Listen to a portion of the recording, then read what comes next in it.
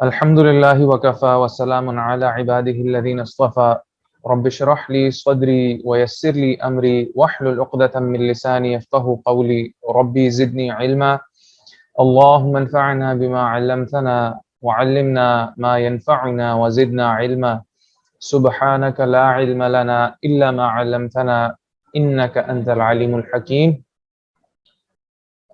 آج ہم ریچارج اور ایمان جو ہماری رمضان سیریز چل رہی ہے اس کے اگلے سیشن کے ساتھ حاضر ہوئے ہیں، اور آج کا جو سیشن ہے وہ انشاءاللہ 1.5 گھنٹے کا ہوگا، اور اس میں ہم اللہ کی توفیق سے دو جز جو ہیں وہ انشاءاللہ کور کریں گے. سب سے پہلے جز 5 اینڈ پھر جز 6. تو اس میں سورہ نساء سٹارٹ ہو رہی ہے انشاءاللہ، اور سورہ نساء کو اتنی سی دیر میں اس کے اوپر ڈسکشن کرنا، کیونکہ اس میں اتنا کچھ موجود ہے کہ اس کے اوپر ڈسکشن کرنا اس کو صحیح سے اس کا حق ادا نہیں ہو سکے گا، اس کے ساتھ انصاف نہیں ہو سکے گا، اس کے ساتھ جسٹس نہیں کیا جا سکے گا. تو ہم اس کی جو ڈیٹیلز بیان ہوئی ہیں ان میں نہیں جائیں گے، لیکن ہم تھوڑا سا بریفلی سورہ نساء کو ڈسکس کریں گے انشاءاللہ.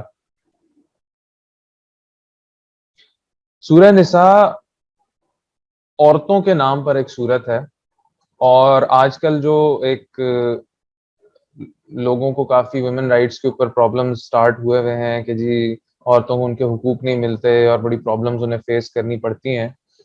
تو دین نے عورت کا حق کس طرح سے بتایا اور کب بتایا کہ ایک پوری سورت عورتوں کے نام پر نازل فرما دی. تو اور انٹرسٹنگلی یہ سورت کا نام تو سورہ نساء ہے، لیکن اس میں جتنی بھی چیزیں ایڈریس کی گئی ہیں، جو بھی احکامات عورتوں کے حوالے سے دیے گئے ہیں، وہ سب مردوں کو دیے گئے ہیں.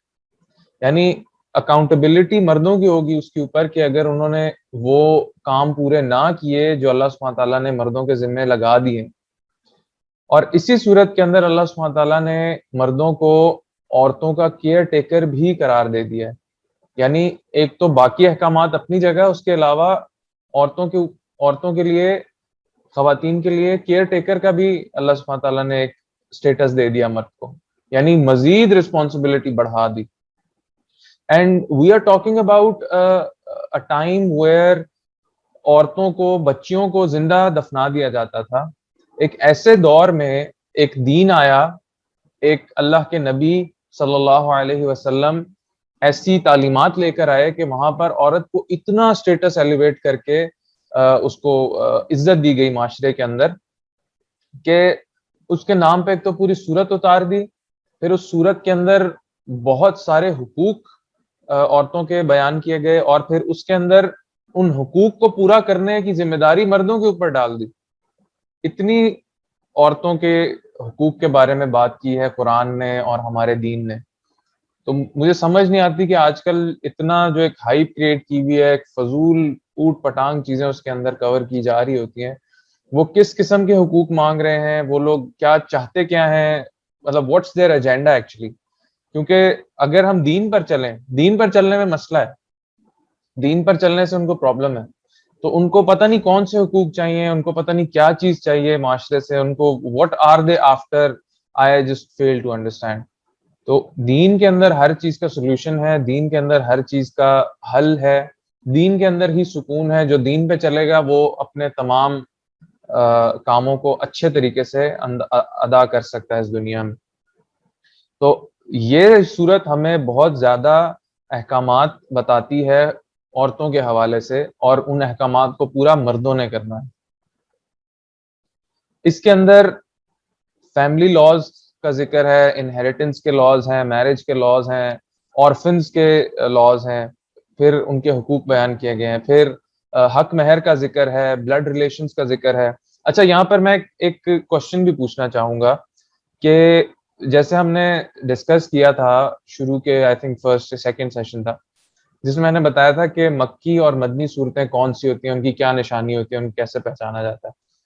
تو اس کو اگر ریکال کریں آپ لوگ، اور اس صورت کے جو میں کنٹینٹس بتا رہا ہوں ان کو سوچیں، تو یہ سمجھنے کی کوشش کریں, یہ گیس کریں یا یہ کوشچن آنسر کریں کہ یہ صورت کون سی صورت ہوگی, مکی صورت ہوگی یا مدنی صورت ہوگی, اور پھر اس کا آنسر ہم اینڈ میں انشاءاللہ ڈسکس کریں گے. تو اس کے اندر حق مہر کا ذکر کیا گیا, بلڈ ریلیشنز کے آپس میں لاز بتائے گئے, محرم نامحرم کا ذکر کیا گیا, ایکسٹرا میرٹل افیئرز کو اس میں حرام قرار دیا گیا. اس کے علاوہ ہپوکریسی کو ڈیفائن کیا گیا کہ کس طرح کے لوگ ہیں جو منافق ہوتے ہیں, ان کی سائنس کیا ہے منافقین کے.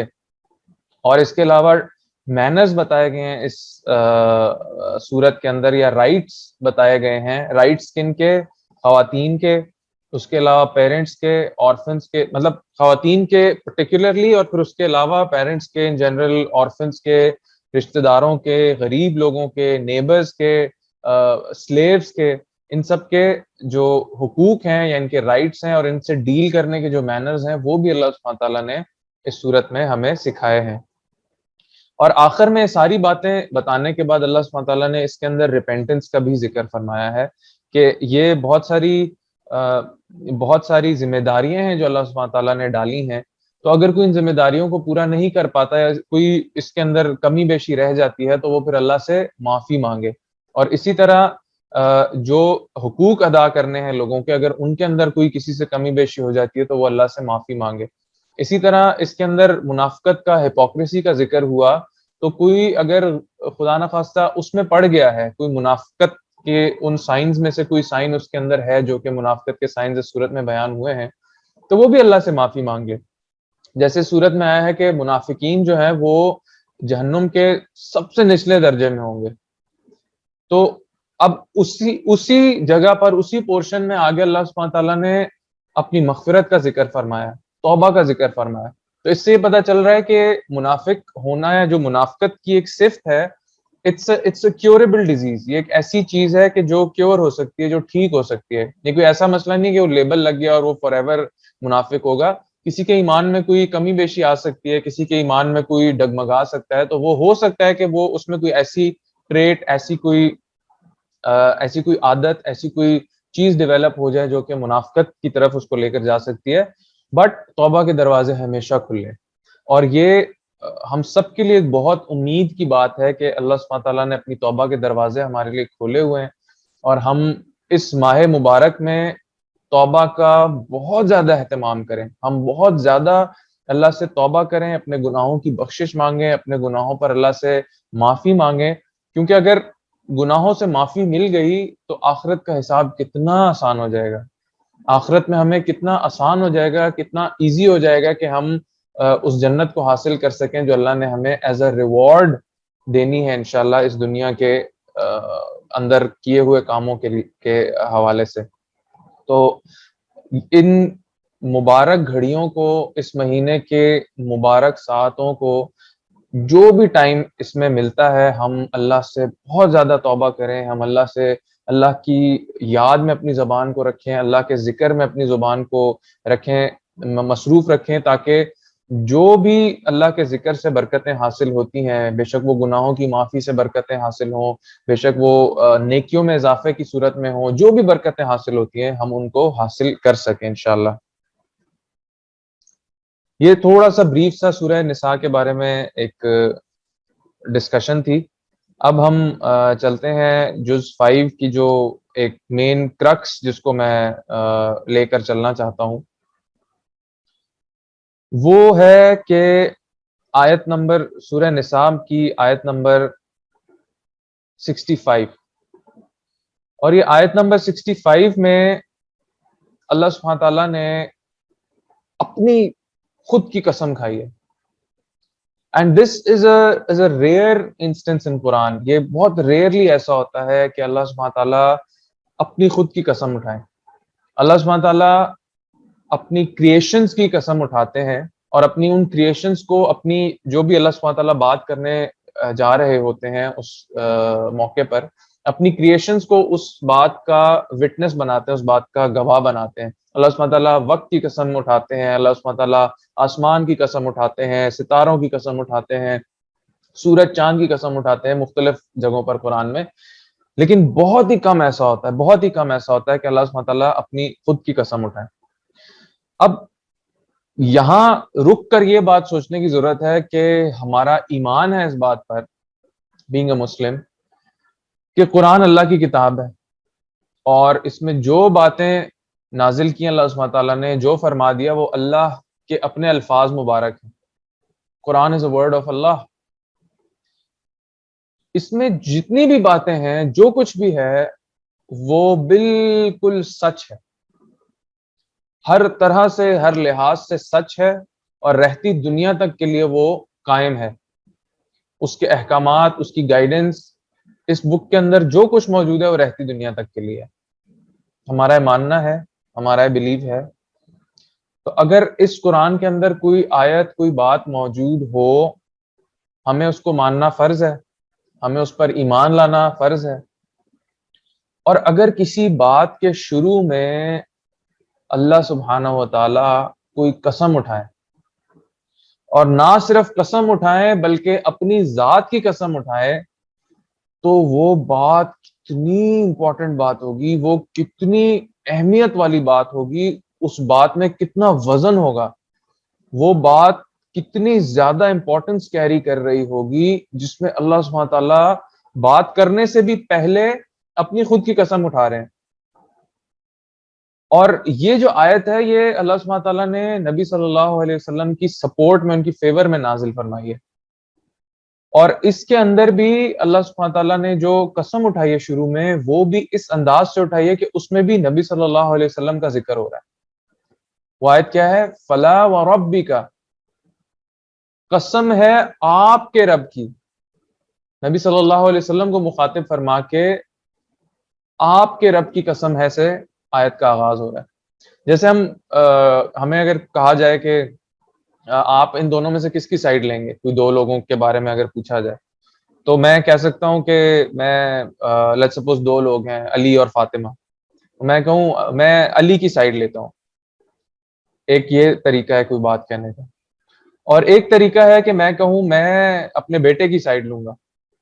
تو میں کتنی اپنائیت دکھا رہا ہوں اس میں کہ میں علی کو، اپنے بیٹے کو میں کہہ رہا ہوں میں اس کی سائڈ لوں گا، میں اس بات کے اندر علی کا ساتھ دوں گا، یا میں اس بات کے اندر اپنے بیٹے کا ساتھ دوں گا. دونوں کے اندر وزن میں فرق ہے، دونوں کی انٹینسٹی میں فرق ہے. تو اللہ سبحانہ تعالیٰ یہاں پر فلا وربک سے بات کا آغاز فرما رہے ہیں کہ قسم ہے آپ کے رب کی. یعنی اگلی جو بات آنے لگی ہے وہ اتنی سچی ہے کہ اللہ سبحانہ تعالیٰ نے اپنی خود کی ذات کو، اپنے خود کے نام کو آگے رکھ دیا اس بات کے اوپر، اس بات کو سچا ثابت کرنے کے لیے. وی کین اونلی امیجن کہ وہ بات کتنی سچی ہوگی. اور وہ بات کیا ہے؟ لا یؤمنون، وہ لوگ ایمان والے نہیں ہو سکتے. کون لوگ ایمان والے نہیں ہو سکتے؟ جن کے لیے اللہ نے پہلے قسم اٹھائی اور پھر یہ فرمایا کہ وہ لوگ ایمان والے نہیں ہو سکتے. کون لوگ ہیں وہ؟ جلدی سے مجھے تو پتا کرنے کی ضرورت ہے کہ وہ کون لوگ ہیں جو ایمان والے نہیں ہو سکتے. اتنی شدت سے اللہ سبحانہ تعالیٰ نے فرمایا کہ وہ ایمان والے نہیں ہو سکتے، اپنی خود کی قسم اٹھا کے فرمایا کہ وہ ایمان والے نہیں ہو سکتے. وہ کون سے لوگ ہیں؟ حتی یحکموک فیما شجر بینہم، وہ لوگ ایمان والے نہیں ہو سکتے یہاں تک کہ وہ آپ کو اس چیز کے اندر اب فیصلہ کرنے والا نہ مان لیں جو ان کے درمیان کسی قسم کا اختلاف ہوتا ہے. یعنی ہمارا یہ ماننا ہے کہ قرآن اللہ کی کتاب ہے، قرآن اللہ کے الفاظ مبارک ہیں، اور اس کے اندر جو بھی بات فرمائی گئی ہے وہ اس سے اچھے طریقے سے نہیں کہی جا سکتی تھی. اللہ نے کوئی بات ایکسٹرا نہیں فرمائی، پریسائسلی جو بات فرمائی ہے بہت پریسائسلی فرمائی. تو اللہ سبحانہ تعالیٰ یہاں پر یہ بھی فرما سکتے تھے حتی یحکموا القرآن، یہاں تک کہ وہ لوگ قرآن کو فیصلہ کرنے والا نہ بنا لیں، فیما شجر بینہم، اس کے درمیان جو اس کے لیے جو ان کے درمیان اختلاف بن رہا ہے.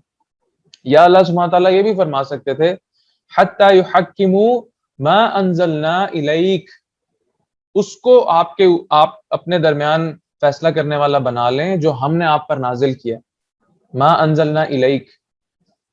لیکن اللہ سبحانہ تعالیٰ نے بڑا اسپیسیفکلی فرمایا حتی یحکموکا، جب تک وہ آپ کو، کا یہاں پر سنگولر ہے، از اے پروناؤن، سنگولر پروناؤن، اور یو اس کا مطلب ہے یو، جو کہ نبی صلی اللہ علیہ وسلم کو اشارہ کیا جا رہا ہے، ان کی طرف اس کو منسوب کیا جا رہا ہے۔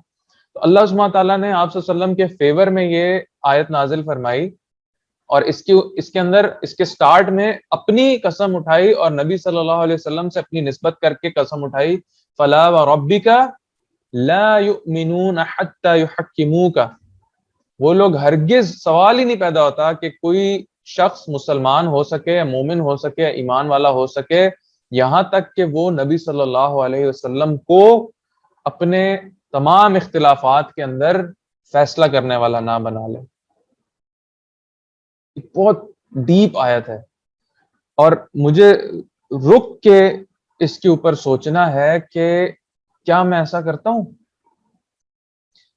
جس آیت کے لیے، جس بات کے لیے، جس کنڈیشن کے لیے، یعنی یہ وہ کنڈیشن ہے کہ جس کو پورا کرنے کے بغیر میں ایمان والا نہیں ہو سکتا، اور یہ اتنی اسٹرانگ کنڈیشن ہے کہ اس پہ اللہ سبحانہ تعالیٰ نے قسم اٹھائی۔ کیا میں ایسا کرتا ہوں؟ کیا میں نبی صلی اللہ علیہ وسلم کو ہر اس چیز کے اندر جو اختلاف کا باعث بن رہی ہے فیصلہ کرنے والا مانتا ہوں؟ کیا میں آپ صلی اللہ علیہ وسلم کو فیصلہ کرنے والا بناتا ہوں؟ میں کتنی امپورٹنس دیتا ہوں، میں کتنی اہمیت دیتا ہوں آپ صلی اللہ علیہ وسلم کو اور ان کی کہی ہوئی باتوں کو؟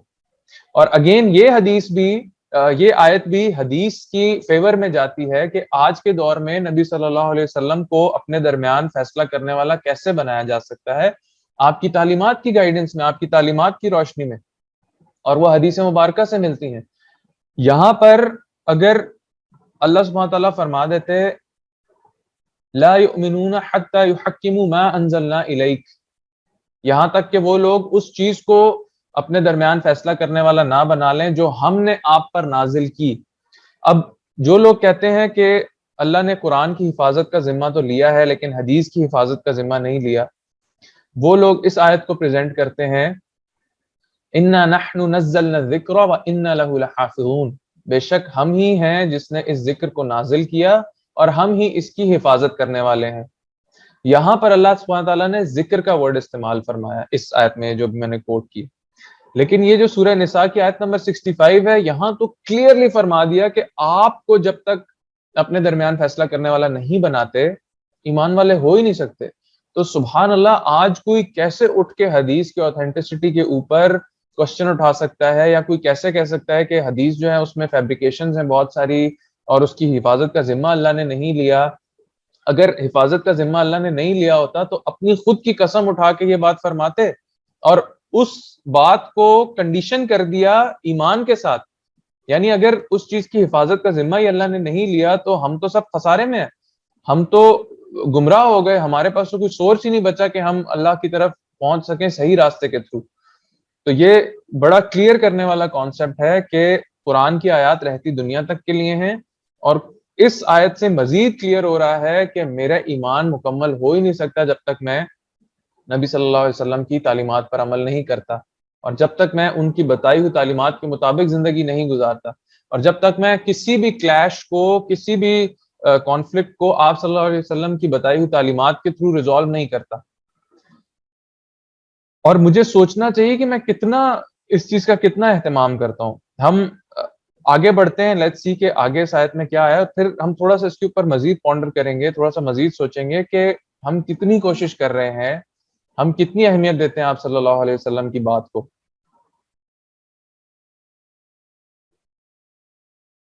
اور صرف یہاں تک نہیں فرمایا اللہ نے، یعنی ہمیں آپ صلی اللہ علیہ وسلم کو اپنے درمیان ڈیسیجن میکر بنانا ہے، اور یہاں پر بات ختم نہیں ہو گئی، یعنی this is continuation of the previous portion of this آیت، کہ اللہ سبحانہ تعالیٰ نے اپنی خود کی قسم اٹھائی، اپنے آپ کو نبی صلی اللہ علیہ وسلم کی طرف ریفر کر کے، ان سے منسوب کر کے قسم اٹھائی، اور فرمایا کہ ہرگز ایمان والے نہیں ہو سکتے جب تک آپ علیہ السلام کو اپنے درمیان فیصلہ کرنے والا نہ بنا لیں۔ اینڈ دین اٹ کنٹینیوز ثم لا يجدوا في انفسهم حرجا، یعنی اس کے بعد جو فیصلہ آپ صلی اللہ علیہ وسلم فرما دیں، جو فیصلہ آپ علیہ السلام کر دیں، اس کے بعد وہ اپنے دلوں میں کسی قسم کا کوئی بھی ناخوشگواری محسوس نہ کریں. اور یہ جو حرجن کے اوپر تنوین ہے، دو زبر ہے، تنوین عربی میں وسعت کو شو کرتی ہے، یعنی اس کا مطلب کانٹیکسٹ کے مطابق بہت زیادہ یا بہت کم بھی ہو سکتا ہے. تو یہاں پر تنوین کا مطلب یہ سمجھ میں آ رہا ہے کہ تھوڑی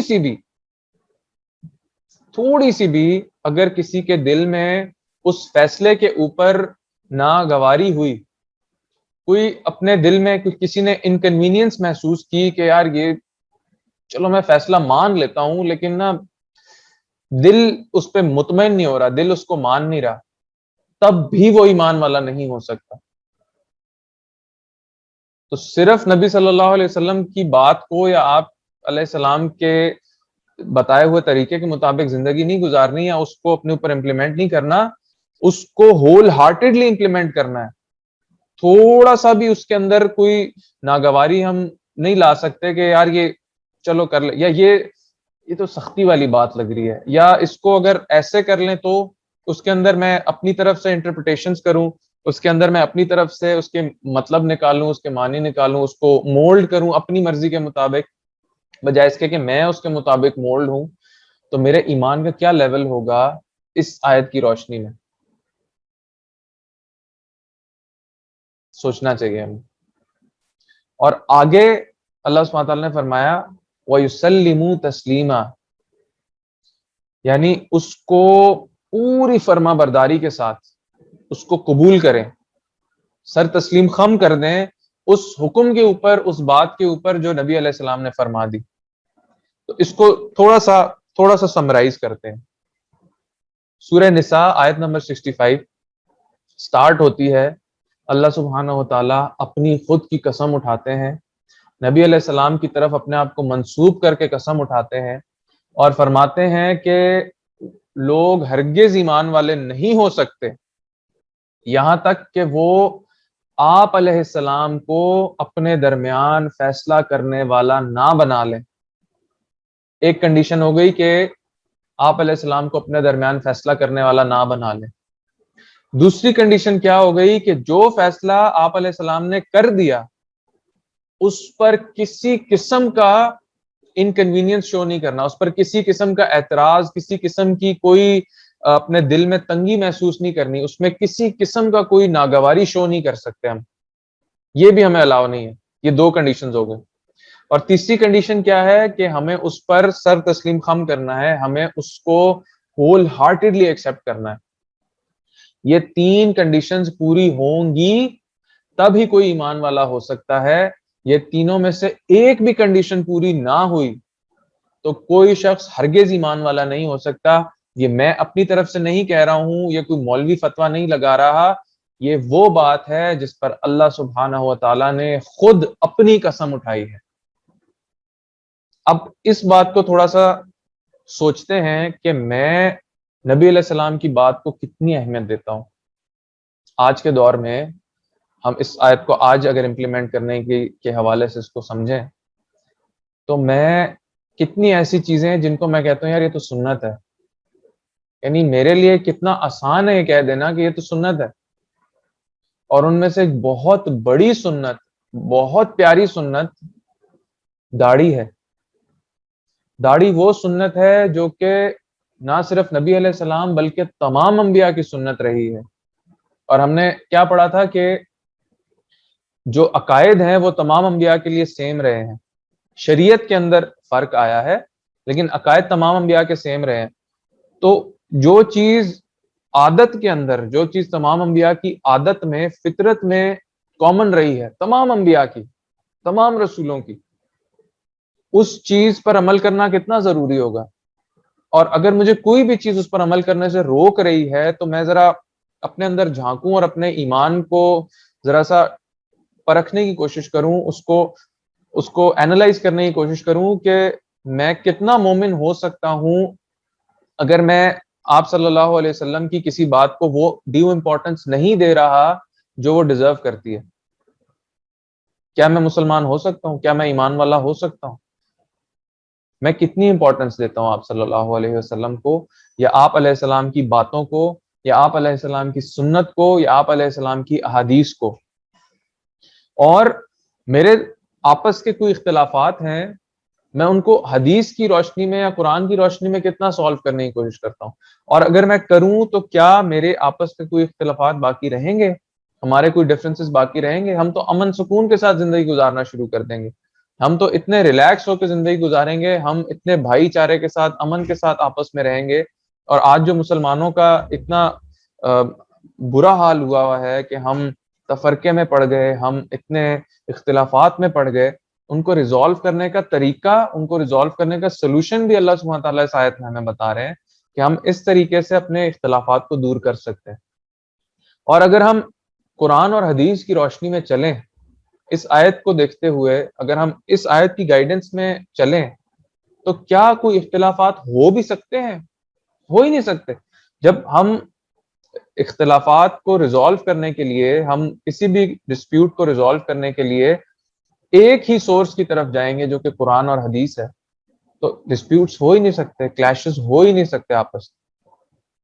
اور ان ساری باتوں کو مد نظر رکھتے ہوئے کہ اللہ سبحانہ تعالیٰ نے میرا ایمان والا ہونے کے لیے جو 3 کنڈیشنز بتا دیں کہ میں نبی علیہ السلام کی بتائی ہوئی بات کو اپنے درمیان فیصلہ کرنے والا بناؤں، اس بات کو کسی بھی طرح سے اپنے دل میں اس کے اوپر کوئی ناخوشگواری، کوئی تنگی محسوس نہ کروں، اس کے اوپر کوئی انکنوینئنس شو نہ کروں، اس کے اوپر کوئی کنسنٹ کا پرابلم شو نہ کروں کہ یار مجھ سے میں مان نہیں پا رہا اس بات کو. اور تیسری بات کہ میں جو بھی بات مجھے پتا چلے میں اس کو فوراً ویسے کا ویسا ایکسپٹ کر لوں، اس کو ماننا شروع کر دوں. جب تک میں 3 کام نہیں کروں گا میں ایمان والا نہیں ہو سکتا. یہ اللہ سبحانہ و تعالیٰ نے اپنی قسم اٹھا کر یہ بات فرمائی ہے. میں بار بار اس پہ ایمفیسائز کر رہا ہوں کیونکہ جو آگے آنے والی ایک حدیث ہے، ہم اس کو سنتے ہیں، اس کو ڈسکس کرتے ہیں اور دیکھتے ہیں کہ کیا اس حدیث میں آنے والی باتوں کو میں اس آیت کی روشنی میں اپنے اوپر امپلیمنٹ کرتا ہوں. اور اگر نہیں کرتا ہوں تو میرے ایمان کا کیا لیول ہوگا، میرے ایمان کا سٹیٹس کیا ہوگا. صحیح مسلم کی حدیث ہے کہ نبی صلی اللہ علیہ وسلم نے فرمایا قیامت کے دن 3 لوگ ایسے ہیں جن کے اوپر اللہ سبحانہ تعالیٰ اپنی نظر کرم نہیں کریں گے، اور یہ وہ دن ہے جس دن اللہ سبحانہ تعالیٰ بہت زیادہ جلال میں ہوں گے. اس دن اگر اللہ پاک کسی کے اوپر نظر کرم نہیں کرتے، کسی کی طرف رحمت سے نہیں دیکھتے، رحم سے نہیں دیکھتے، اس کا کیا حال ہوگا. اور ذرا یہ سوچیں کہ اس کا اس دنیا میں جرم کتنا بڑا ہوگا کہ اس کو آخرت میں اللہ سبحانہ تعالیٰ ایسے ٹریٹ کر رہے ہیں، اس کو یہ سزا مل رہی ہے کہ اس کی طرف دیکھ بھی نہیں رہے. اور نہ صرف یہ کہ اس کی طرف دیکھ نہیں رہے بلکہ اس کے لیے ایک دردناک عذاب اللہ نے تیار کر کے رکھا ہوا. 3 طرح کے لوگ ہیں. کون لوگ ہیں؟ سب سے پہلا وہ مرد جس کی ٹخنیں اس کی شلوار کور کرتی ہے. ذرا سوچیں، جب ہمیں یہ حدیث پتہ چلتی ہے کہ ہمیں اپنے ٹخنے ننگے رکھنے ہیں، ہمیں اپنی جو بھی شلوار یا پینٹ ہے وہ ہمارے ٹخنوں سے اوپر رہے، ٹخنوں کو کور نہ کرے، ہمارے اینکلز کو کور نہ کرے، تو کیا ہم اس بات کو، اس حدیث کو تسلیم کرتے ہیں، ایکسپٹ کرتے ہیں بغیر کوئی ایکسکیوز دیے، بغیر کوئی بات کہے کہ نہیں اس میں تو غرور کا ایلیمنٹ آتا ہے، اور اگر غرور کا ایلیمنٹ نہ ہو تو پھر نیچے کر سکتے ہیں، اور فیشن خراب ہوتا ہے، اور جینز تو اوپر رکھنی سے اچھا نہیں لگتا، اور شلوار اوپر جو ہے وہ عجیب سی لگتی ہے، تو یہ فیشن اس طرح ہے، ایسے اچھی لگ رہی ہے میری نیت سے. What ever the excuse you can think of, کیا وہ ایکسکیوز اس آیت کی روشنی میں انف ہے کہ میں اس حدیث کو عمل کرنا چھوڑ دوں؟ 3 کنڈیشنز اللہ نے بتائی ہیں، میں پھر ریپیٹ کر رہا ہوں. اللہ کے رسول صلی اللہ علیہ وسلم کو اپنے درمیان فیصلہ کرنے والا بنا لیں. جو فیصلہ نبی علیہ السلام کر دیں، فرما دیں، اس فیصلے کو اپنے دل میں کسی قسم کی تنگی محسوس کیے بغیر اس کو ایکسیپٹ کر لیں، اور اس کو پوری طرح سے ایکسیپٹ کر لیں. اس پر کسی قسم کا کوئی ایکسکیوز نہ دیں، اس پر کسی قسم کی کوئی حجتیں نہ کریں. تو کیا میں اس حدیث پر عمل کرتا ہوں؟ کتنا عمل کرتا ہوں؟ جب مجھے حدیث پیش کی جاتی ہے تو میں کیا کہتا ہوں اور کیا ایکسکیوزز دیتا ہوں اس حدیث سے بچنے کے لیے؟ اور جو بھی ایکسکیوزز میں دیتا ہوں وہ اس آیت کی روشنی میں، سورہ نساء آیت نمبر 65 کی روشنی میں مجھے کہاں لا کے کھڑا کرتی ہیں، میرے ایمان کا کیا سٹیٹس ہو جاتا ہے، میرا ایمان کدھر پہنچ جاتا ہے، یہ بھی مجھے سوچنا چاہیے. تو پہلا وہ شخص ہے، پہلا وہ مرد ہے جس کی شلوار اس کے ٹخنوں سے نیچے ہوتی ہے. اللہ تعالیٰ اس کی طرف نظر کرم نہیں کریں گے، اللہ تعالیٰ اس کی طرف رحمت سے نہیں دیکھیں گے قیامت میں. اور نہ صرف یہ بلکہ اس کے لیے دردناک عذاب بھی تیار کیا ہوا ہے.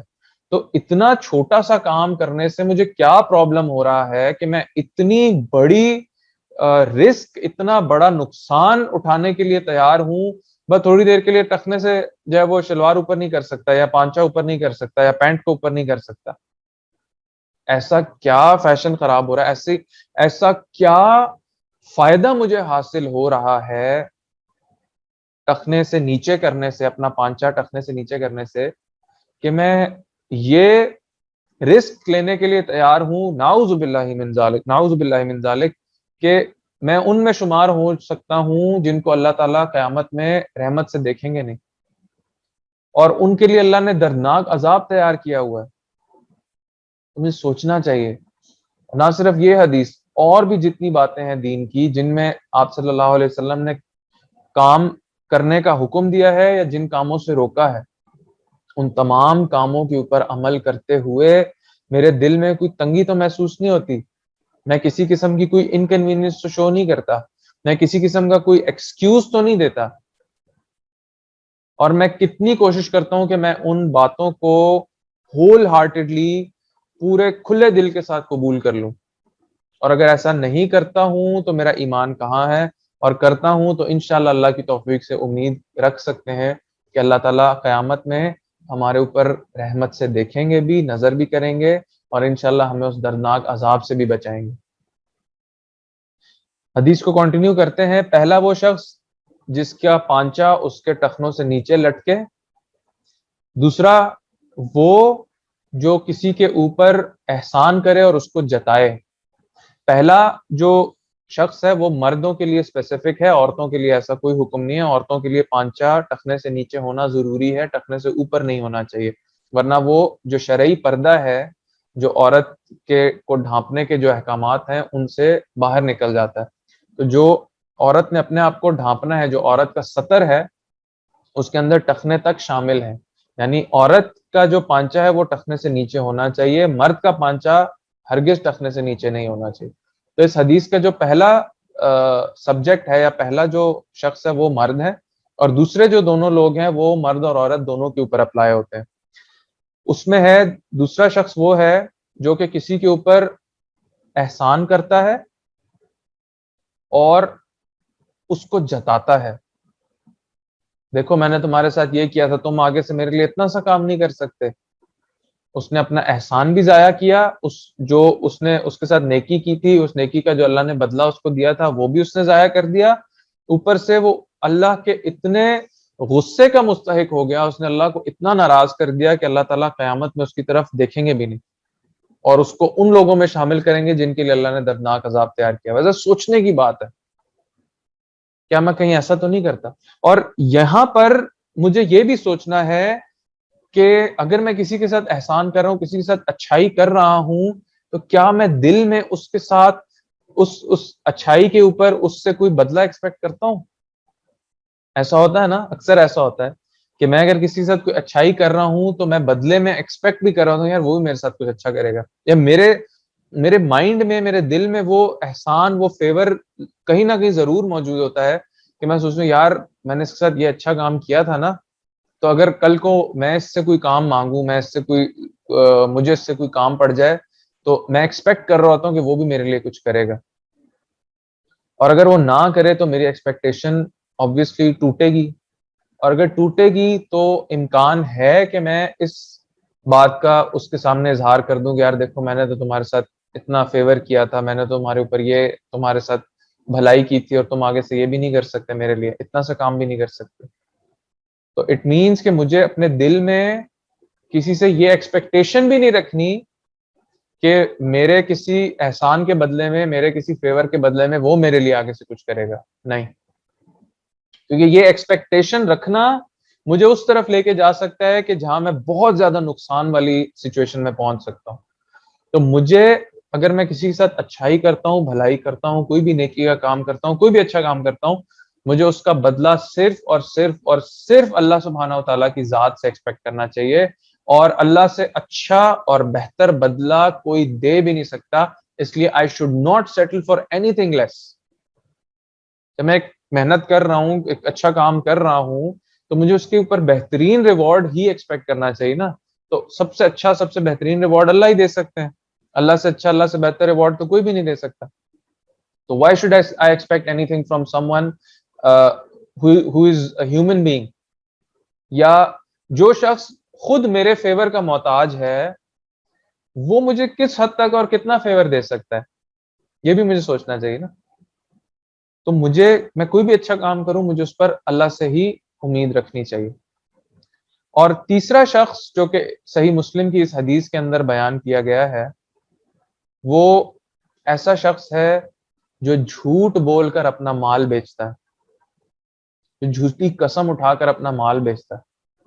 اور آج یہ کتنا کامن ہے کہ اگر میں کوئی چیز سیل کر رہا ہوں، میرا کوئی سیل فون ہے، کوئی گاڑی ہے، کوئی فرنیچر ہے، کوئی بھی چیز جو میں سیل کر رہا ہوں، تو میں اس کو اتنا اچھا کر کے بیان کرتا ہوں، میں کہتا ہوں یہ تو بہترین چیز ہے. یا گاڑیوں کے ایڈز اگر ہم دیکھتے ہیں، اکثر اس پہ لکھا ہوتا ہے minor touch up, excellent condition, اور یہ وہ.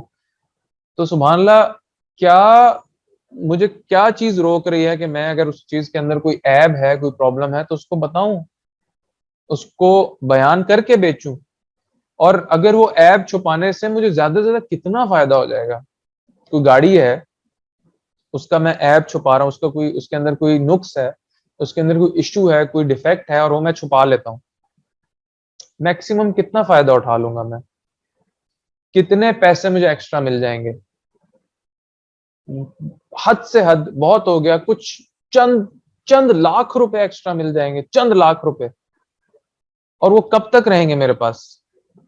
اور اس کے بدلے میں کیا رسک اٹھا رہا ہوں، میں کتنا نقصان کما رہا ہوں، اس کو میں سوچ ہی نہیں رہا ہوں. میرا فوکس اس وقت صرف اس گاڑی کو بیچنے کے اوپر ہے، اور میرا فوکس اس چیز پہ ہے کہ بس اس وقت مجھے تھوڑا سا سودے میں فائدہ ہو جائے. تو صحیح مسلم کی روایت ہے، جو کہ ایک بہت ہی اوتھینٹک حدیث کی کتاب مسلمانوں کے نزدیک مانی جاتی ہے، جو کہ ہے بھی آف کورس. اس کے اندر یہ 3 قسم کے لوگ بتائے گئے ہیں.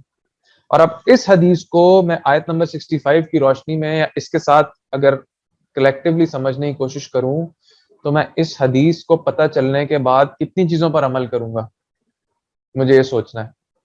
تو آج کے لیسن میں یہ چیز بھی میں سوچوں کہ جو نبی صلی اللہ علیہ وسلم کی حدیث میں مجھے پتہ چل جائے، میرے اوپر لازم ہے کہ میں نے اس پر عمل کرنا ہے. میرے اوپر لازم ہے کہ میں نے اس میں کسی قسم کا کوئی بھی ناگواری کا احساس نہیں کرنا، ناگواری کا اظہار نہیں کرنا. اور مجھے اگر اپنے آپ کو مومنین میں شامل کرنا ہے، تو مجھے دونوں کنڈیشنز پوری کرنی ہوں گی. I have no other option, I have no other way out. تو اس حدیث میں جو 3 باتیں بتائی گئی ہیں، انشاءاللہ ہم اس پر عمل کریں گے. ہم اللہ سے دعا کرتے ہیں کہ اللہ تعالی ہمیں ان پر عمل کرنے کی توفیق عطا فرمائے. اور یہ جو شلوار یا پانچے کا ٹخنوں سے نیچے ہونے والا معاملہ ہے، یہ بڑا سینسٹیو معاملہ ہے، اس کو ہم بڑا لائٹلی لیتے ہیں. امام نسائی نے ایک حدیث مینشن کی ہے، ابن عباس رضی اللہ عنہما سے روایت ہے کہ نبی صلی اللہ علیہ وسلم نے فرمایا، اللہ سبحانہ و تعالیٰ اس شخص کی طرف دیکھیں گے بھی نہیں. یہ ایک دوسری حدیث ہے. اللہ سبحانہ و تعالیٰ اس شخص کی طرف دیکھیں گے بھی نہیں جو اپنے پانچے کو اپنے ٹخنے سے نیچے لٹکاتا ہے. اس میں صرف صرف ایک ایکسیپشن ہے جو کہ حدیث کی عربی پڑھ کر سمجھ آتی ہے، اور وہ ایکسیپشن یہ ہے کہ اگر کسی نے ثوب پہنا ہوا ہے، جبہ پہنا ہوا ہے، جو کہ عربیوں کا لباس ہوتا ہے، جو کہ ہماری جیسے شلوار قمیض ہمارا ایک نیشنل ڈریس ہے، اس طرح عربیوں کا ایک ثوب یا جبہ جس کو ہم کہتے ہیں، اگر وہ کسی کا ٹخنوں سے نیچے چلا جاتا ہے تو اس کے اوپر انشاءاللہ کوئی پکڑ نہیں ہے۔ یہ ایکسیپشن اس لیے پتہ چلتی ہے کیونکہ جو عربی میں حدیث کے الفاظ کے اندر جو لفظ استعمال ہوا ہے وہ اس کپڑے کے لیے استعمال ہوا ہے جو جسم کے نچلے حصے پر پہنا جاتا ہے۔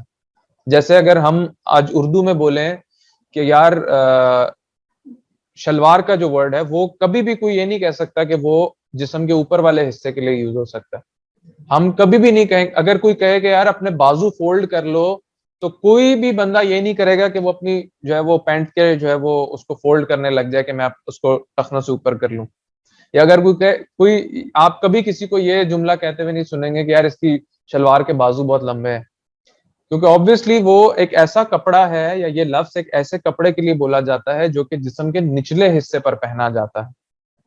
اسی طرح حدیث کے جو الفاظ ہیں ان سے پتہ چلتا ہے کہ جو حصہ جسم کے نچلے حصے پر پہنا جاتا ہے اس کا ٹخنوں سے نیچے ہونا انتہائی ناپسندیدہ عمل ہے۔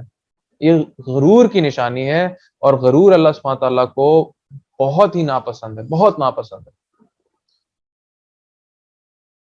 تو انشاءاللہ ہم کوشش کریں گے، اللہ سے دعا کرتے ہیں کہ ہم نے جو باتیں سیکھی سمجھی اللہ کی توفیق سے، جو ٹھیک باتیں سنی ان پر انشاءاللہ عمل کریں گے، اور جب بھی مجھے کوئی حدیث پتہ چلے گی جس میں مجھے کسی کام کے کرنے کا حکم ہو رہا ہے یا کسی کام سے رکنے کا حکم ہو رہا ہے، میں اس حدیث پر پوری طرح سے عمل کروں گا انشاءاللہ۔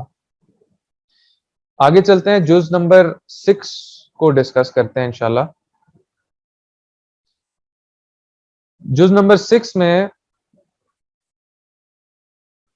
سورہ نساء ہی ڈسکس کریں گے انشاءاللہ، اور اس کی آیت نمبر 166 ہے، جس میں اللہ سبحانہ تعالیٰ فرماتے ہیں لیکن اللہ یشہد بما انزل الیک انزلہ بعلمہ،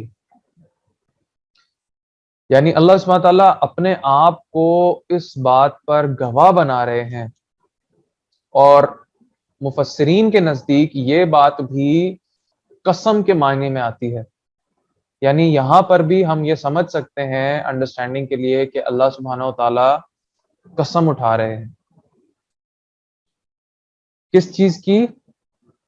کہ اللہ نے آپ کی طرف جو کچھ نازل کیا ہے وہ اللہ کے علم میں ہے، اللہ نے اپنے علم سے، اللہ نے اپنی نالج سے آپ علیہ السلام کو عطا کیا ہے جو بھی عطا کیا ہے۔ اور یہاں پر غور طلب بات یہ ہے کہ یہاں پر قرآن کا لفظ نہیں فرمایا اللہ نے۔ اگین جیسا ہم نے پہلے پڑھا کہ ہمارا ایمان ہے کہ قرآن اللہ کی کتاب ہے، قرآن میں موجود الفاظ اللہ کے الفاظ مبارک ہیں، اللہ نے جو بات فرما دی وہ بیسٹ پاسبل وے میں فرمائی ہے، کوئی بھی بات قرآن کے اندر اس سے اچھے طریقے سے بیان کرنا ممکن نہیں ہے، اور اللہ نے قرآن کے اندر کوئی بھی ایکسٹرا بات نہیں فرمائی، بہت ہی پریسائز باتیں اللہ سبحانہ تعالیٰ نے فرمائی۔ تو یہاں اگر اللہ سبحانہ تعالیٰ نے ایک جنرل سٹیٹمنٹ ارشاد فرمائی ہے ما انزل الیک، جو کچھ آپ کی طرف اتارا، تو اللہ سبحانہ تعالیٰ اسپیسیفکلی قرآن کا ذکر بھی تو فرما سکتے تھے، لیکن ما انزل الیک جس کے اندر قرآن اور حدیث دونوں شامل ہیں، مجھے بہت کلیئرلی اس بات کو سمجھ لینا ہے کہ حدیث بھی اللہ کی طرف سے ہی آئی ہے، جیسے قرآن اللہ کی طرف سے نازل ہوا ہے ایسے حدیث مبارکہ بھی اللہ کی طرف سے نازل ہوئی ہے، اور اللہ نے اس بات پر خود گواہی دی ہے۔ نہ صرف اللہ نے خود گواہی دی ہے بلکہ والملائکۃ یشہدون، فرشتوں کو بھی اس کے اوپر گواہ بنایا ہے، اور آگے فرمایا وکفیٰ باللہ شہیدا، حالانکہ اللہ کا گواہ ہونا کافی تھا، اللہ بطور گواہ کافی ہیں، جس بات پر بھی اللہ تعالیٰ خود گواہ بن جائیں اس پر کسی اور کے گواہ ہونے کی ضرورت نہیں ہے۔ لیکن اس کے باوجود اس بات میں مزید بے انتہا وزن پیدا کرنے کے لیے اللہ سبحانہ تعالیٰ نے فرشتوں کو بھی اس بات پر گواہ بنا دیا. اور اس کو ہم ایسے بھی سمجھ سکتے ہیں کہ اللہ نے جو بھی چیز ما انزل الیک، جو کچھ بھی نبی علیہ السلام پر نازل فرمایا، اور جو کچھ میں قرآن اور حدیث دونوں شامل ہیں آف کورس، تو یہ دونوں چیزیں اللہ سبحانہ تعالیٰ نے فرشتوں کے ذریعے نازل فرمائی. ان سم کیسز اللہ سبحانہ تعالیٰ نے آپ علیہ السلام کے دل میں ڈائریکٹلی بھی کچھ باتیں اتاری جس کو الہام یا القاء کہتے ہیں، لیکن وہ بھی اگین حدیث کے ہی کانٹیکسٹ میں آتی ہیں، ان کو بھی حدیث ہی مانا جاتا ہے. تو اللہ سبحانہ تعالیٰ نے جو کچھ نازل فرمایا وہ فرشتوں کے ذریعے نازل فرمایا، تو فرشتے اس پر گواہ ہو گئے، آٹومیٹکلی گواہ ہو گئے کہ اللہ نے یہ نازل کیا ہے اپنے رسول پر. اور اس سے یہ بھی پتہ چلتا ہے کہ ما انزل الیک، جو کچھ آپ پر نازل کیا، اس میں اسپیسیفائی نہیں کیا قرآن کو، اوپن اینڈڈ رکھا، اور اس کا مطلب یہی ہے کہ اس میں قرآن اور حدیث دونوں شامل ہیں. تو قرآن بھی اللہ کی طرف سے نازل ہو رہا ہے، حدیث بھی اللہ کی طرف سے نازل ہو رہی ہے، تو دونوں کا سورس ایک ہی ہو گیا. یہی سمجھ آ رہا ہے اس سے؟ جب دونوں کا سورس ایک ہے تو دونوں میں کلیش پاسبل ہے؟ کبھی بھی نہیں، ہو ہی نہیں سکتا. جب دونوں چیزیں اللہ کی طرف سے آ رہی ہیں اور اللہ تعالیٰ کی ذات پرفیکٹ ذات ہے تو دونوں چیزوں میں کلیش ہو ہی نہیں سکتا. جیسے قرآن کے اندر آپس میں کوئی کلیش نہیں ہے، اس طرح قرآن اور حدیث کا بھی آپس میں کوئی کلیش نہیں ہے. تو سبحان اللہ، کوئی کیسے یہ جسارت کر سکتا ہے، کوئی کیسے یہ ہمت کر سکتا ہے کہ وہ کہہ دے کہ حدیث کی جو باتیں قرآن کے ساتھ کانٹرڈکٹ کرتی ہیں نعوذ باللہ ان کو ہم نہیں مانیں گے، لیکن جو قرآن کے ساتھ میچ کرتی ہیں ان کو ہم مان لیں گے. Who are you to decide کہ کون سی چیزیں قرآن سے کلیش کرتی ہیں؟ There is no such thing جو حدیث کی ہو، جو کہ صحیح حدیث میں ہو، آتھینٹک حدیث میں ہو، اور وہ قرآن کے ساتھ کلیش کر جائے. ایسا ہو ہی نہیں سکتا. اس آیت سے ہمیں پتہ چل رہا ہے، سورہ نساء آیت نمبر 166، کہ قرآن اور حدیث دونوں اللہ کی طرف سے نازل ہو رہی ہیں. اور سنس دونوں چیزیں اللہ کی طرف سے نازل ہو رہی ہیں اور اللہ سبحانہ تعالیٰ پرفیکٹ ذات ہیں، ہر غلطی سے پاک ہیں، کسی قسم کی کوئی غلطی سرزد ہونا اللہ سبحانہ تعالیٰ کی شان کے خلاف ہے. ذات ایسی ذات ہی نہیں ہے. سبحان اللہ، اللہ تعالیٰ پاک ہیں. ہم جب کہتے ہیں نا سبحان اللہ، تو سبحان اللہ کا ہم مطلب کیا لیتے ہیں؟ اللہ تعالیٰ پاک ہیں. اب سمجھنے کے لیے ایک بات سمجھا رہا ہوں جو کہ مفسرین اور فقہا سمجھاتے ہیں کہ پاک ایک ایسا لفظ ہے جس کا ایک اپوزٹ موجود ہے، ناپاک. تو نعوذ باللہ یہ لفظ تو obviously کبھی سوچا بھی نہیں جا سکتا اللہ سبحانہ تعالیٰ کے لیے. لیکن جب ہم کہتے ہیں کہ اللہ تعالیٰ پاک ہیں تو ہم کن چیزوں سے اللہ کے پاک ہونے کا اقرار یا اظہار کر رہے ہوتے ہیں؟ وہ تمام چیزیں جو کسی بھی قسم کا نقص ہیں، وہ تمام چیزیں جو کسی بھی قسم کی کمی ہے. جیسے ہم جب نیچے اتر رہے ہوتے ہیں، نیچائی کی طرف جا رہے ہوتے ہیں، اترائی کی طرف جا رہے ہوتے ہیں، تو ہمیں بتایا گیا کہ سبحان اللہ پڑھو. تو اس کے پیچھے علماء یہ حکمت بیان کرتے ہیں، اصل حکمت اللہ ہی جانتے ہیں، لیکن جو علماء بیان کرتے ہیں وہ یہ ہیں کہ میں تو اترائی کی طرف جا رہا ہوں، لیکن اللہ تعالیٰ اس چیز سے پاک ہیں کہ اللہ تعالیٰ کو کبھی زوال آ جائے. اسی طرح جب میں کہتا ہوں کہ سبحان ربک رب العزت عما یصفون، اے اللہ آپ پاک ہیں، تو میں کیا کہنا چاہ رہا ہوں کہ مجھ سے کوئی برائی، کوئی غلطی سرزد ہو سکتی ہے، آپ سے نہیں ہو سکتی. آپ اس چیز سے پاک ہیں. اور سبحانک لا علم لنا، آپ پاک ہیں، میرے لیے کوئی علم ہی نہیں ہے، مجھے کسی قسم کا کوئی نالج نہیں ہے، الا ما علمتنا، سوائے اس نالج کے جتنا آپ نے مجھے دے دیا. تو اس کا کیا مطلب ہے کہ میں ایکوائرڈ نالج پہ چل رہا ہوں، جبکہ اللہ سبحانہ تعالیٰ ایبسولوٹ نالج پہ چل رہے ہیں. اللہ سبحانہ تعالیٰ کے پاس ایبسولوٹ نالج ہے، میرے پاس ایکوائرڈ نالج ہے، اور مجھے وہ تمام نالج میری سورس کے تھرو آ رہا ہے جو کہ اللہ تعالیٰ ہے. اور وہ کبھی بھی مجھ سے میری دی ہوئی نالج واپس لے سکتے ہیں، لیکن اللہ سے کوئی ان کی نالج نہیں لے سکتا. اللہ تعالیٰ اس چیز سے پاک ہے. تو جب بھی میں سبحان اللہ کہتا ہوں، آئندہ جب بھی ہم سبحان اللہ کہیں، یہ میننگ، یہ انٹینسٹی اس کے ساتھ سوچ کے کہیں نماز کے اندر بھی ویسے بھی نماز کے بعد جو اذکار ہیں 33 دفعہ سبحان اللہ کہنا ہوتا ہے جو تسبیحات فاطمہ ہے، تو میں یہ سوچ کے کہوں کہ سبحان اللہ، اللہ تعالیٰ پاک ہیں. کس چیز سے پاک ہیں؟ ہر عیب سے پاک ہیں، ہر قسم کے زوال سے پاک ہیں، ہر قسم کی امپیورٹی سے پاک ہیں، ہر قسم کی نقص سے پاک ہیں. یا اللہ آپ پاک ہیں. میں اللہ کی کتنی بڑی تعریف بیان کر رہا ہوں.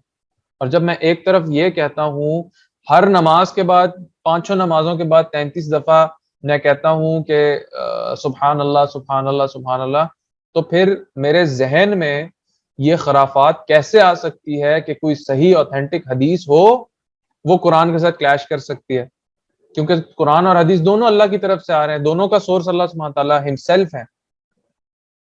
فرق کیا ہے کہ جب قرآن نازل ہو رہا ہے تو قرآن میں الفاظ بھی اللہ تبارک و تعالیٰ کے ہیں اور ان کا میننگ، ان کا مفہوم بھی اللہ سبحانہ تعالیٰ کا ہے.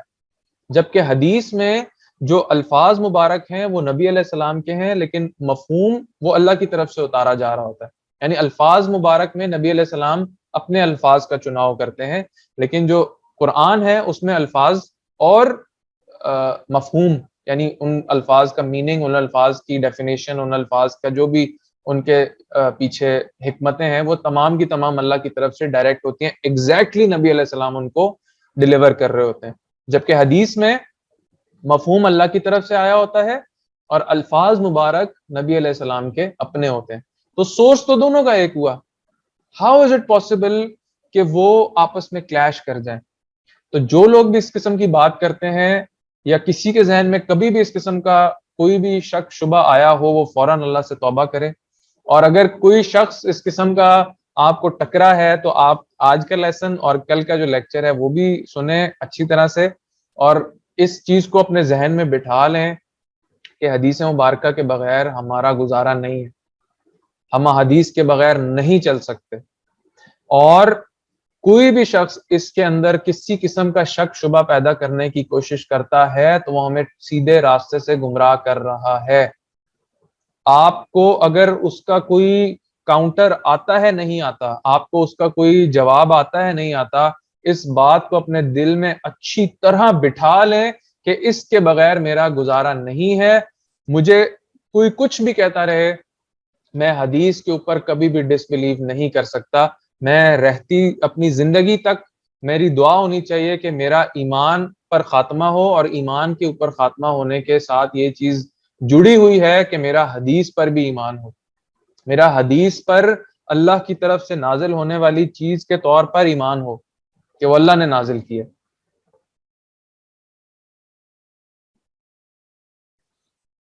اگلی جو آیت ہے وہ بھی اسی آیت کے سپورٹ میں ہے، دیٹ از آیت نمبر 170، اور وہ بھی سورہ نساء کی آیت ہے. اور سبحان اللہ، اکثر ایک ایسی فیلنگ آتی تھی قرآن پڑھتے ہوئے، اکثر لوگ اس طرح کہتے ہیں، کہتے ہوئے میں نے سنا ہے کچھ لوگوں کو، کہ سم ٹائمز قرآن میں ایسا فیل ہو رہا ہوتا ہے کہ کوئی ایک بات چل رہی ہے، کوئی ایک ٹاپک چل رہا ہے، اور وہ پھر ایک دوسرا ٹاپک شروع ہو گیا، اور وہ اپیرنٹلی ہمارے علم کی کمی کی وجہ سے اپیرنٹلی ہمیں ایسا لگ رہا ہوتا ہے کہ وہ جو دوسرا ٹاپک شروع ہوا اس کا پہلے سے کوئی تعلق نہیں ہے، جبکہ یہ ہمارے علم کی obviously کمی ہے. اللہ سبحانہ تعالیٰ کا جو حکمتیں ہیں آیات کو نازل فرمانے کے پیچھے، آیات کو ان ارینجمنٹ میں رکھنے کے لیے، اس ترتیب کے ساتھ رکھنے کے لیے قرآن کے اندر کہ پہلے یہ آیت ہے اور اس کے بعد یہ آیت آئے اور اس کے بعد یہ آیت آئے، اس کے پیچھے اللہ کی جو حکمتیں ہیں وہ ہم نہیں سمجھ سکتے. لیکن ہم اس پر ایمان ضرور رکھیں گے کہ اس کے اندر حکمتیں موجود ہیں. اور سنس یہ پورا قرآن کریم اللہ کی طرف سے نازل ہوا ہے تو اس کے اندر سیملیسلی ایک رابطہ ہے، ایک کنیکشن ہے، جو کہ آپس میں پورا قرآن ایک کنیکشن بنا کے رکھتا ہے، جس کو شاید ہم اپنے علم کی کمی کی وجہ سے سمجھ نہ سکتے ہوں، لیکن یہ پورا قرآن ایک انتہائی زبردست طریقے سے اپنی بات کو لے کے چلتا ہے. تو اس آیت میں اللہ سبحانہ تعالیٰ کیا فرماتے ہیں؟ یا ایھا الناس. کل ہم نے یا ایھا الذین آمنو کے بارے میں پڑھا تھا کہ قرآن میں 88 89 ٹائمز اللہ تعالیٰ کمی بیشی معاف فرمائے، تقریباً 88 89 ٹائمز یا ایھا الذین آمنو اللہ تعالیٰ نے فرمایا ہے. لیکن یہاں پر اللہ تعالیٰ لوگوں کو مخاطب کر کے فرما رہے ہیں، یعنی all mankind، تمام انسانوں کو اللہ تعالیٰ مخاطب کر کے فرما رہے ہیں. تو یہ ایک ایسی بات ہے جو سب پر ایپلیکیبل ہوتی ہے. اس سے پتہ چلتا ہے کہ یہ ایک ایسی بات ہے جو سب پر ایپلیکیبل ہوتی ہے، اور جو شخص بھی اس بات کو نہیں مانے گا یا جو شخص بھی اس بات پر عمل نہیں کرے گا، اس میں اس کا نقصان ہے، اور جو اس پر عمل کرے گا وہ فائدہ اٹھا لے گا. تو وہ بات کیا ہے؟ یا ایھا الناس، اے لوگو، قد جاءکم الرسل، یقیناً تمہارے پاس رسول آئے ہیں، بالحق، سچی بات کے ساتھ، حق بات کے ساتھ، من ربکم، تمہارے رب کی طرف سے. اگین یہاں پر بھی قرآن کا ذکر نہیں ہوا، قرآن کا لفظ نہیں ہے یہاں پر، حق بات کا ذکر ہے. اس کے اندر بھی قرآن اور حدیث دونوں شامل ہیں. اور یہاں پر یہ بھی پتہ چل رہا ہے کہ نبی علیہ السلام اللہ تعالیٰ کی کنٹینیوس گائیڈنس میں ہوتے تھے. اللہ تعالیٰ آپ صلی اللہ علیہ وسلم کو ہر وقت گائیڈ کر رہے ہوتے تھے. تو آپ صلی اللہ علیہ وسلم کا حق راستے پر ہونا، حق بات پر ہونا، سچے راستے پر ہونا بالکل سرٹیفائیڈ ہے، بالکل اسٹیبلشڈ بات ہے. یہ فیکٹ ہے کہ آپ صلی اللہ علیہ وسلم راہ راست پر تھے. تو ہمیں بھی اگر راہ راست پر چلنا ہے تو انہی کے راستے پر چلنا ہے. تو اللہ سبحانہ تعالیٰ یہی بات فرما رہے ہیں، فَآمِنُوا خَيْرٌ لَكُمْ. تو جو بات رسول صلی اللہ علیہ وسلم اللہ کی طرف سے حق سچ بات لے کر آئے ہیں، اس پر ایمان لے آؤ، یہ تمہارے لیے اچھا ہے، یہ تمہارے لیے بہتر ہے، اسی میں تمہارا فائدہ ہے. اور فآمنوا کا جو لفظ ہے تو ایمان لے آؤ اس پر، کیا یہ اللہ کی سجیشن ہے یا یہ اللہ کا حکم ہے؟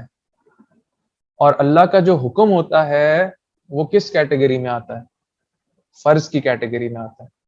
یعنی جب ہمیں پتہ چل جائے کہ یہ حدیث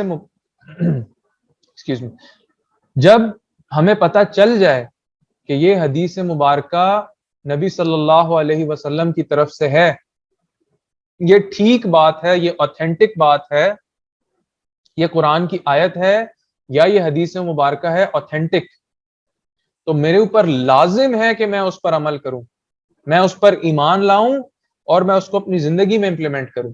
فآمنوا، اور یہ اللہ کا حکم ہے کہ اس پر مجھے ایمان لانا ہے.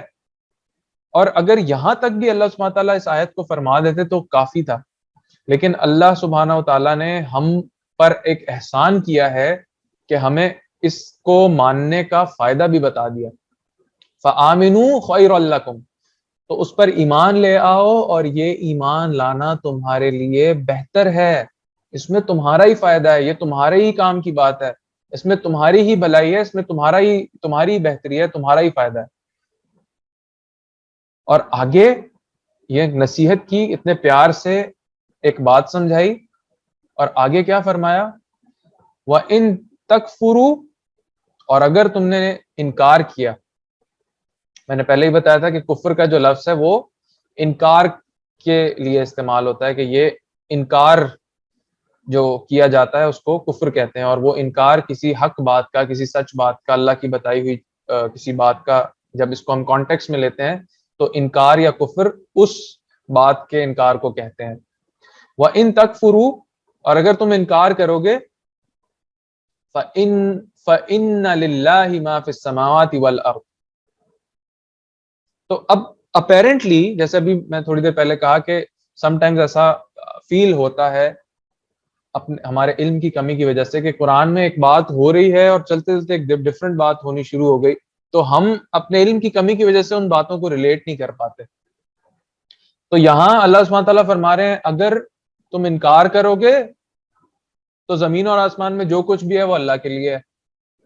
تو ان دونوں کا کیا کنیکشن ہوا آپس میں؟ اس بات کا یہاں مینشن کرنا کہ زمین اور آسمان میں جو کچھ بھی ہے وہ اللہ کے لیے ہے، یہاں پر اس کی کیا حکمتیں ہیں یہ اللہ بہتر جانتے ہیں. لیکن جو مفسرین اس کے بارے میں فرماتے ہیں، یا جو علماء کرام اس حوالے سے ہمیں بتاتے ہیں وہ یہ ہے کہ اگر کوئی انکار کرتا ہے اللہ کی طرف سے کھلی آیات کھلی نشانیوں کے آنے کے بعد، رسول اللہ صلی اللہ علیہ وسلم کی تعلیمات آ جانے کے بعد اگر کوئی انکار کرتا ہے تو وہ اللہ کا کچھ نہیں بگاڑ سکتا. اللہ تو اون کرتے ہیں ہر اس چیز کو جو آسمان اور زمین کے اندر ہے، اللہ کا کوئی کیا بگاڑ سکتا ہے. اور جیسا کہ اللہ سبحانہ تعالیٰ نے پہلے فرمایا فَآمِنُوا خَيْرٌ لَكُمْ، اگر تم ایمان لاؤ گے تو تمہارے لیے بہتر ہے، بلکہ اگر تم ایمان لاؤ گے نہیں، ایمان لاؤ یہ تمہارے لیے بہتر ہے. اور اگر ایمان نہیں لاؤ گے تو اس میں تمہارا نقصان ہے. ڈونٹ تھنک کہ اگر میں ایمان نہیں لا رہا یا میں کسی بات کو نہیں مان رہا تو میں اللہ کا نعوذ باللہ کچھ بگاڑ سکتا ہوں. Allah is the owner of heavens and the earth. Allah تعالیٰ کے لیے تو ہر وہ چیز ہے جو آسمان اور دنیا میں ہے، آسمانوں اور زمین میں ہے.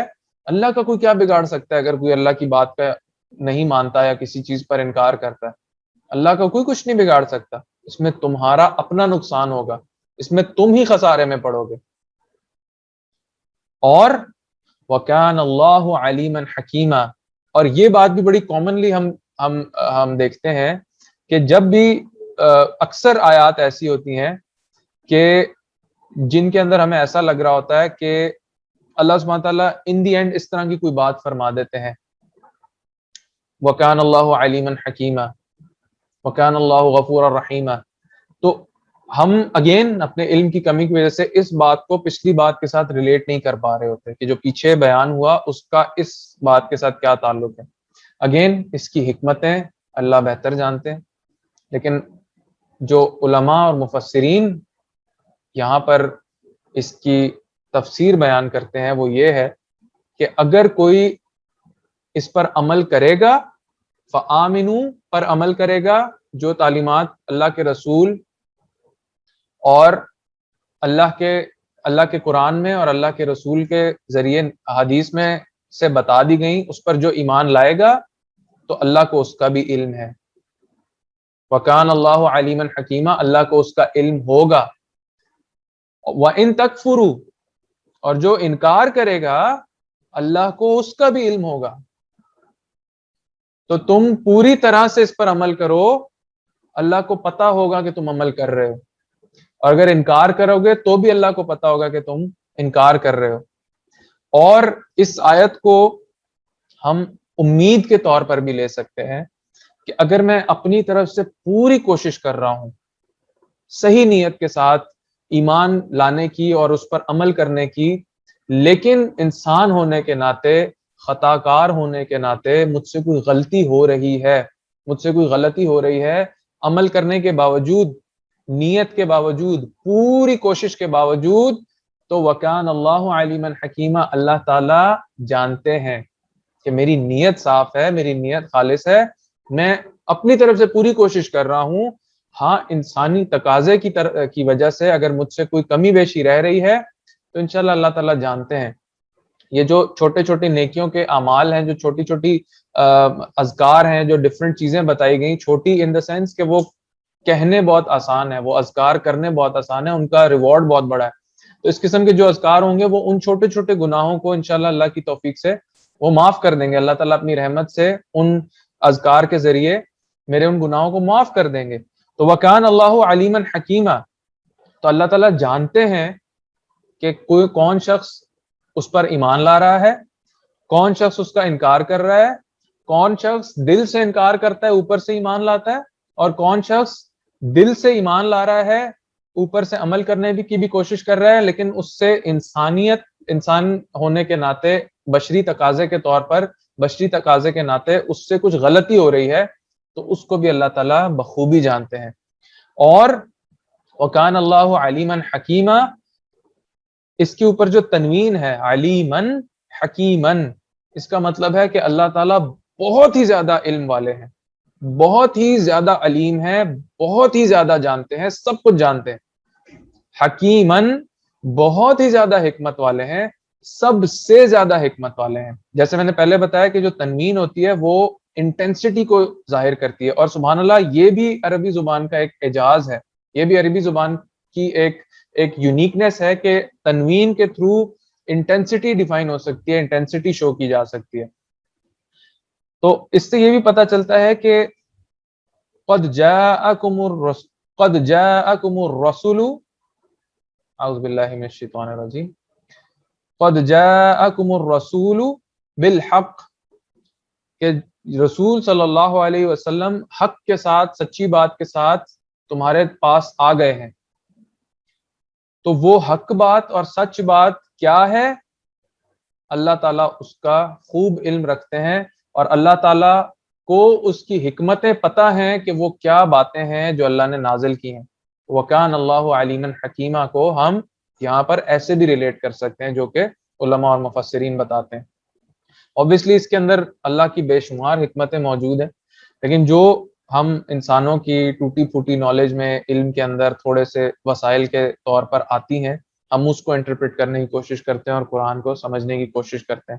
تو آئندہ اگر کبھی اس طرح ہمیں فیل ہو کہ ایسا لگ رہا ہے، ایسا فیل ہو رہا ہے، اٹ سیمز لائک کہ کوئی ایسی بات ہے کہ جو چلتے چلتے تھوڑا ٹاپک چینج ہو گیا اور پھر ایک اور بات ہونی شروع ہو گئی، تو وہ بات پیچھے سے ریلیٹڈ ہوتی ہے لازمی، اس کو صرف تھوڑا سا سمجھنے کی ضرورت ہوتی ہے. تو اس کو ہم کنکلوڈ کرتے ہیں آج کے لیسنز کے ساتھ، کہ آج ہم نے جو کچھ بھی پڑھا اللہ کی توفیق سے، اس سے ہمیں کیا لیسنز ملتے ہیں جن کو ہم اپنی لائف میں امپلیمنٹ کریں اور ان کو اپنے اوپر، اپنے آپ کو بہتر بنانے کے لیے یوز کریں، خاص طور پر اس رمضان المبارک میں، جبکہ اللہ کی بے شمار رحمتیں ہم پر نازل ہونے والا یہ مہینہ ہے جن سے ہم بھرپور فائدہ اٹھا سکتے ہیں. تو ہم اللہ سے دعا بھی کریں اور پوری کوشش کریں کہ ہم اپنے آپ کو بہتر بنانے کے لیے جو جو کام کر سکتے ہیں وہ انشاءاللہ اللہ کی توفیق سے ہم کریں. تو پہلا لیسن ہمیں اس سے ملتا ہے کہ ہمیں حدیث پر یقین رکھنا ہے، ہمیں حدیث پر ایمان لانا ہے. جیسے آیت نمبر 1 جو سورہ نساء کی آیت تھی پہلے جو ہم نے ڈسکس کی، اس کے اندر اللہ سبحانہ تعالیٰ فرماتے ہیں اپنی قسم کھا کر نبی علیہ السلام کو ہمیں اپنے درمیان سولوشن، اعوذ باللہ من الشیطان الرجیم، ہمیں نبی علیہ السلام کو اپنے درمیان فیصلہ کرنے والا بنانا ہے. ہمیں نبی علیہ السلام کو، ان کی بات کو اپنے درمیان فیصلہ کرنے والا بنانا ہے، اور جب ان کی بات آ جائے تو کسی اور کی بات کو نہیں دیکھنا، اور اپنے دل میں کسی قسم کا کوئی بھی تھوڑا سا بھی شک شبہ یا ناگواری نہیں لے کر آنی آپ صلی اللہ علیہ وسلم کی بات کو ماننے کے لیے. تو سب سے پہلے مجھے حدیث پر یقین رکھنا ہے، مجھے اس بات پر یقین رکھنا ہے کہ حدیث میرے سروائیول کے لیے، میرے دین کو ٹھیک طرح سے فالو کرنے کے لیے انتہائی ضروری ہے، اس کے بغیر پاسبل نہیں.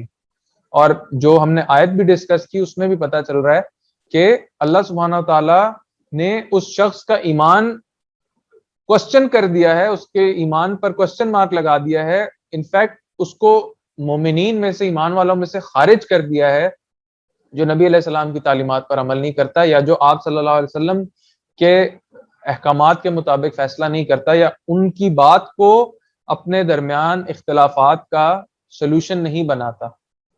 تو مجھے سب سے پہلے حدیث پر یقین رکھنا ہے، اور حدیث پر یقین رکھنا، قرآن پر یقین رکھنا بھی اس میں شامل ہے. دوسری بات ہمیں کیا پتہ چلتی ہے کہ قرآن اور حدیث کا سورس ایک ہے، تو اس لیے ان میں کوئی کلیش نہیں ہے. دونوں چیزیں اللہ سبحانہ تعالیٰ کی طرف سے آئی ہیں، تو دونوں چیزیں آپس میں پوری طرح سے ہم آہنگ ہیں، پوری طرح سے کمپیٹیبل ہیں. تیسری چیز ہمیں کیا پتہ چلتی ہے کہ جو بھی ہمیں صحیح حدیث پتہ چل جائے نبی علیہ السلام کی طرف سے، مجھے اس کو ہول ہارٹیڈلی ایکسیپٹ کرنا ہے، مجھے اس کو پورے دل سے ایکسیپٹ کرنا ہے. اگلی چیز کیا پتہ چلتی ہے، جیسے یہ بات ہم نے کی کہ جو بات نبی علیہ السلام سے ہمیں پتہ چل گئی، ہمیں اسے ہول ہارٹیڈلی ایکسیپٹ کرنا ہے. تو ہم نے آج ایک حدیث پڑھی، اس میں کیا پتہ چلا کہ ہمیں اپنے پانچے ٹخنوں سے اوپر رکھنے. کیا ہم یہ کریں گے؟ انشاءاللہ ہم امید کرتے ہیں، ہم اللہ سے دعا کرتے ہیں کہ اللہ تعالی ہمیں ان لوگوں میں شامل کریں جو کہ آپ صلی اللہ علیہ وسلم کی تعلیمات پر چلتے ہیں. اور آج سے ہم ارادہ کریں کہ ہم اس چیز کا پورا پورا اہتمام کریں گے. اینڈ ونس اگین میں بتاتا چلوں کہ یہ بات اسپیسیفکلی مردوں کے لیے ہے. خواتین کا جو ٹخنے ہیں وہ ننگے نہیں ہونے چاہیے, وہ ان کے سطر کے اندر شامل ہیں. مردوں کو منع ہے کہ ان کے ٹخنے کورڈ ہوں, خواتین کو منع ہے کہ ان کے ٹخنے ان کورڈ ہوں. یعنی خواتین کو ٹخنے کور کرنا ضروری ہے اور مردوں کو ٹخنے ننگے رکھنا ضروری ہے.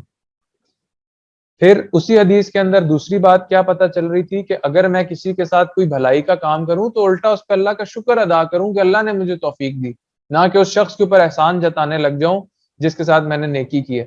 اور سبحان اللہ, اگر اللہ تعالیٰ مجھ پر اپنے احسان جتائیں, جو کہ اللہ جتاتے ہیں اور اللہ کو حق ہے کہ اللہ جتا سکیں, تو میں کسی کے اوپر چھوٹا سا کام کر کے, کسی کے ساتھ چھوٹی سی بھلائی کر کے اس کو اتنا احسان جتاتا ہوں کہ دیکھو میں تمہارے ساتھ یہ کیا اور تم میرے لیے اتنا نہیں کر سکتے, تو کیا میں اللہ کے احسانات اپنے اوپر شمار کر سکتا ہوں, گن سکتا ہوں؟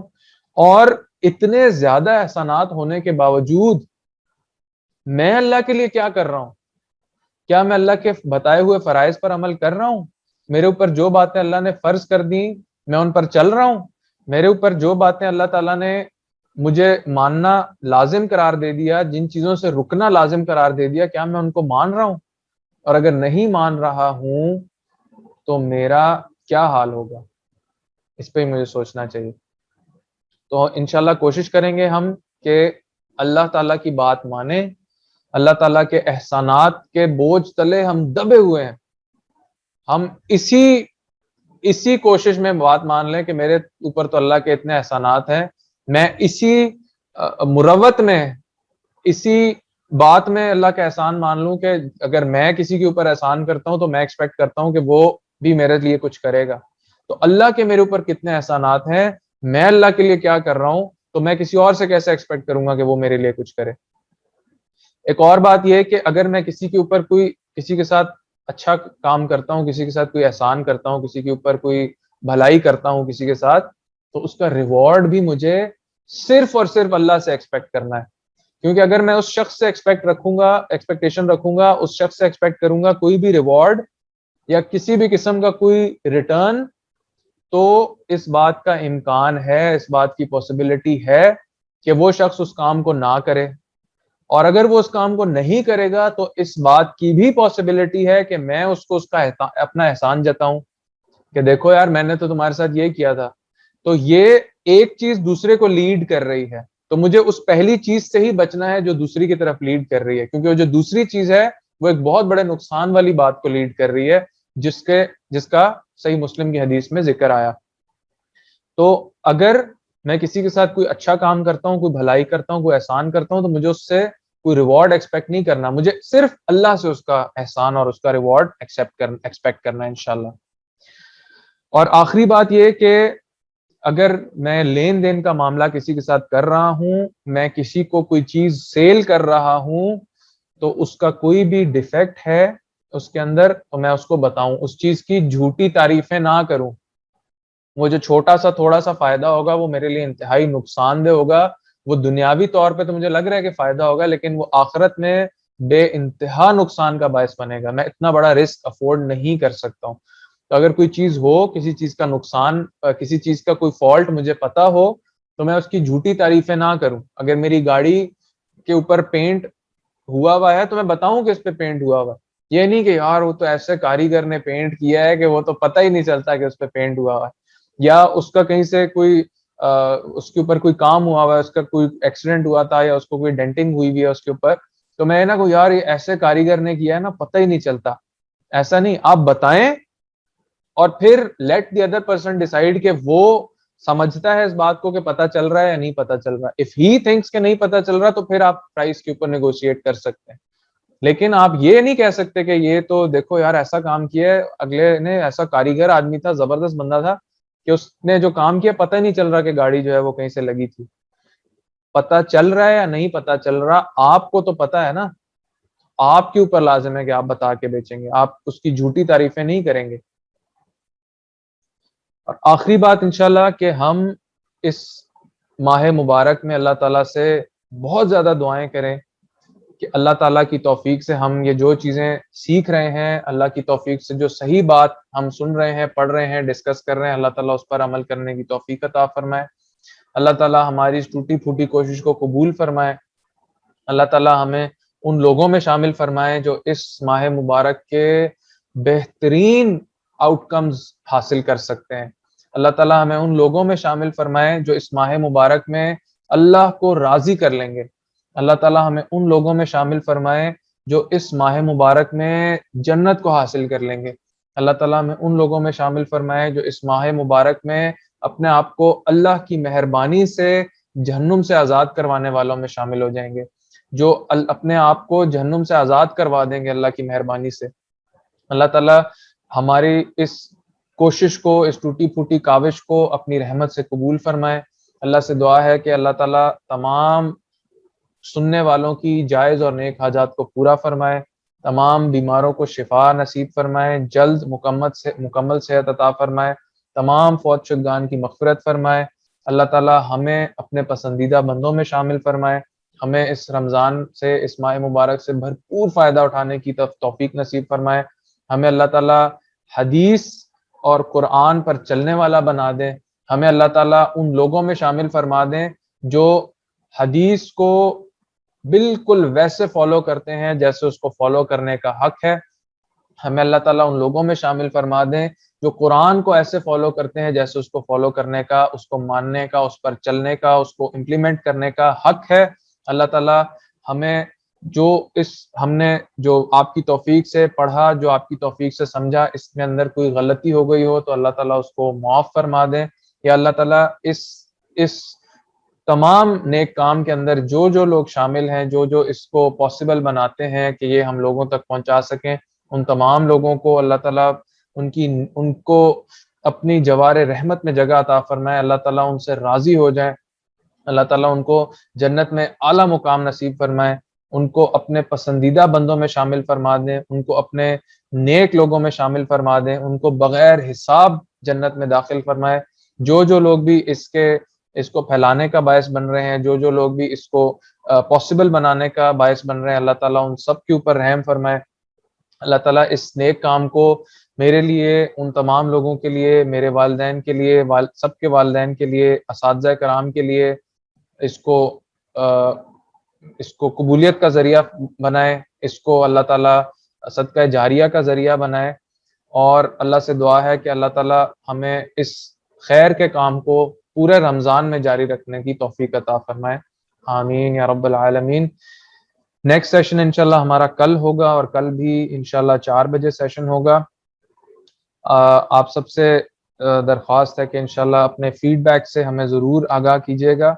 ہم آج کا سیشن یہیں پر ختم کرتے ہیں۔ سبحان ربک رب العزت عما یصفون وسلام علی المرسلین والحمد للہ رب العالمین۔ ربنا تقبل منا انک انت السمیع العلیم وتب علینا انک انت التواب الرحیم، وصلی اللہ تعالی علی خیر خلقہ محمد وآلہ واصحابہ اجمعین برحمتک یا ارحم الراحمین۔